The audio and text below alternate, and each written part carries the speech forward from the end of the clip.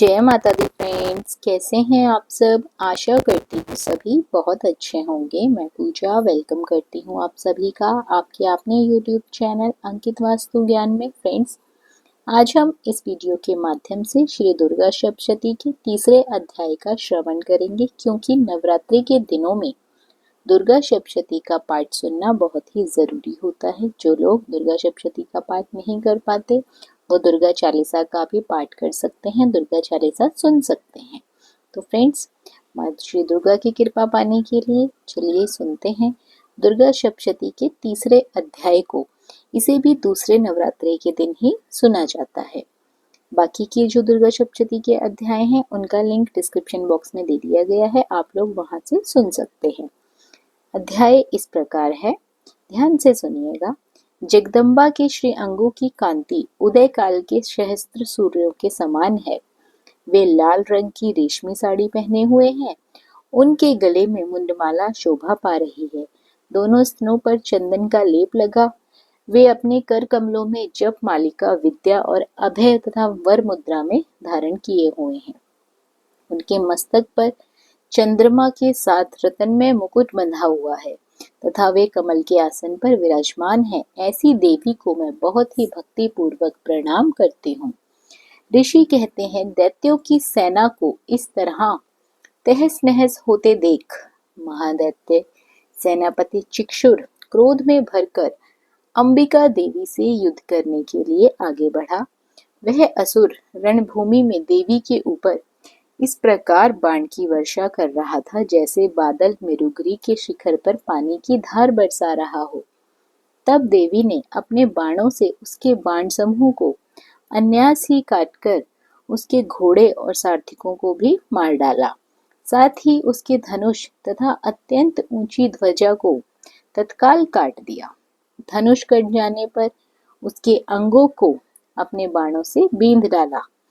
धनुष, रथ, घोड़ों और सारथिकों नष्ट हो जाने पर असुर ढाल और तलवार देखकर देवी की ओर दौड़ा। उसने तीखी धार वाली तलवार से सिंह के मस्तक पर चोट करके देवी की बाएं भुजा में बड़े वेग से प्रहार किया। राजन, देवी की बाह पर पहुंचते ही वह तलवार टूट गई। फिर तो क्रोध से लाल आंखें करके राक्षस ने शूल हाथ में लिया और उसे उस महादैत्य ने भगवती भद्रकाली के ऊपर चलाया। वह शूल आकाश से गिरते हुए सूर्यमंडल की भांति अपने तेज से प्रज्वलित हो उठा। उस शूल को अपनी ओर आते देख देवी ने शूल का प्रहार किया। उससे राक्षस के शूल के सैकड़ों टुकड़े हो गए। साथ ही महादैत्य चिक्षु की भी धज्जियां उड़ गई। वहां प्राणों से हाथ धो बैठा। महिषासुर के सेनापति उस महापराक्रमी चिक्षुर के मारे जाने पर देवताओं को पीड़ा देने वाला चमार हाथी पर चढ़कर आया। उसने भी देवी के ऊपर शक्ति का प्रहार किया, किंतु जगदम्बा ने उसे अपने हुंकार से आहत एवं निष्प्रभ करके तत्काल पृथ्वी पर गिरा दिया। शक्ति टूटकर गिरी हुई देख चमार को बड़ा क्रोध हुआ। अब उसने शूल चलाया, किंतु देवी ने उसे भी अपने बाणों द्वारा काट डाला।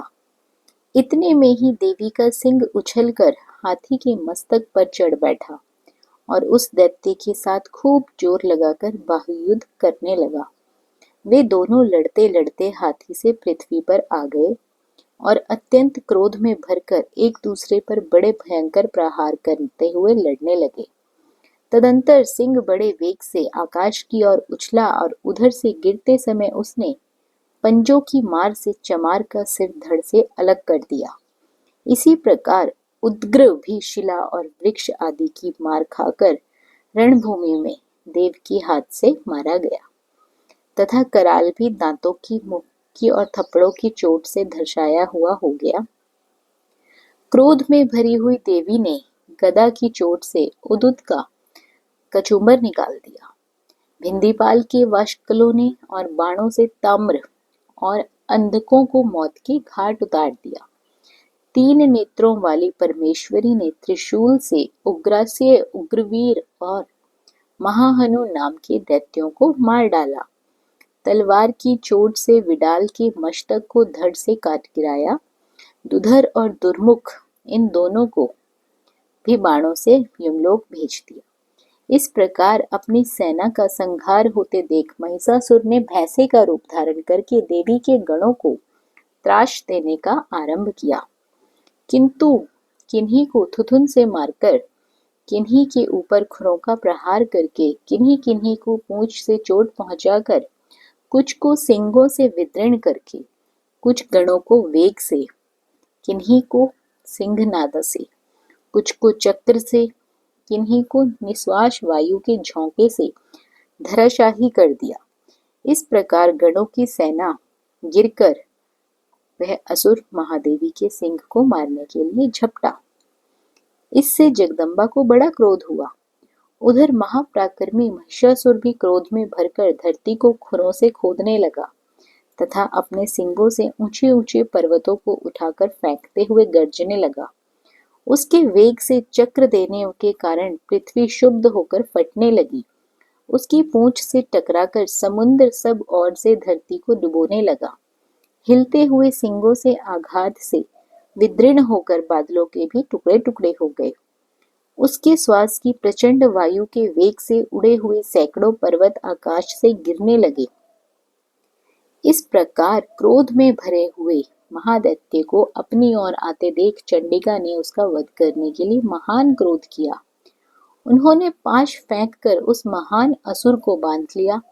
उस महासंग्राम में बंध जाने पर उसने भैंसे का रूप त्याग दिया और तत्काल सिंह के रूप में वो प्रकट हुआ। उस अवस्था में जगदम्बा ज्यों ही उसका मस्तक काटने के लिए उद्यत हुई, त्यों ही वे खड्गधारी पुरुष के रूप में दिखाई देने लगा। तब देवी ने तुरंत ही बाणों की वर्षा करके ढाल और तलवार के साथ उस पुरुष को भी बींध डाला। इतने में वे महान गजराज के रूप में परिणित हो गया तथा उसने अपनी सूंड से देवी के विशाल सिंह को खींचने और गर्जने लगा। खींचते समय देवी ने तलवार की उसकी सूंड काट डाली। तब उस महादैत्य पुनः भैंसे का शरीर धारण कर लिया और पहले की भांति चराचर प्राणियों सहित तीनों लोगों को व्याकुल करने लगा। तब क्रोध में भरी हुई जगन माता चंडिका बारंबार उत्तम मधु का पान करने वाली और लाल आंखें करके हंसने लगी। उधर वह बल और पराक्रम के मद से उन्मत्त हुआ।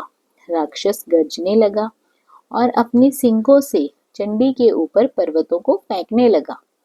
उस समय देवी अपने बाणों के समूह से उसके फेंके हुए पर्वतों को चूर्ण करती हुई बोली। बोलते समय उनका मुख मधु के मद से लाल हो रहा था और वाणी लड़खड़ा रही थी। देवी ने कहा, ओ मूढ़, मैं जब तक मधु पीती हूँ तब तक तू क्षण भर के लिए खूब गर्ज ले। मेरे हाथ से यहीं तेरी मृत्यु हो जाने पर अब शीघ्र ही देवता भी गर्जना करेंगे। ऋषि कहते हैं, यूं कहकर देवी उछली और उस महादैत्य के ऊपर चढ़ गई। फिर उस अपने पैरों से उसे दबाकर उन्होंने शूल से उसके कंठ में आघात किया। उनके पैर से दबा होने पर महिषासुर अपने मुख से अभी आधे शरीर से वह बाहर निकलने पाया था कि देवी ने अपने प्रभाव से उसे रोक दिया। आधा निकला होने पर भी वह महादैत्य देवी से युद्ध करने लगा। तब देवी ने बहुत बड़ी तलवार से उसका मस्तक काट गिराया। फिर तो हाहाकार करती हुई दैत्यों की सारी सेना वहां से भाग गई। संपूर्ण देवता अत्यंत प्रसन्न हो गए। देवताओं ने दिव्य महर्षियों के साथ दुर्गा देवी का स्तवन किया। गंधर्वराज गाने लगे और अप्सराएं नृत्य करने लगी। तो फ्रेंड्स, ये था श्री दुर्गा सप्तशती का तीसरा अध्याय। आशा करती हूँ आप सभी को ये अध्याय जरूर पसंद आ रहे होंगे। वीडियो पसंद आई हो तो वीडियो को लाइक और शेयर जरूर करें और आगे के अध्याय देखने के लिए आप लिंक डिस्क्रिप्शन बॉक्स पे चेक कर सकते हैं या फिर हमारी चैनल पर जाकर डायरेक्ट सब दुर्गा सप्तशती के सारे अध्याय सुन सकते हैं। बाकी नवरात्रों की प्रतिदिन की कथाएं भी हमारे चैनल पर सुनाई जा रही हैं, आप वहां से भी सुन सकते हैं। आशा करती हूँ ये सभी कथा कहानियां आपको जरूर अच्छी लगती होंगी। माँ दुर्गा की कृपा आपके परिवार के ऊपर सदैव बरसती रहे। जय माँ अम्बे कमेंट बॉक्स पर जरूर लिखें। बने रहिए आपके अपने YouTube चैनल अंकित वास्तु ज्ञान में। धन्यवाद।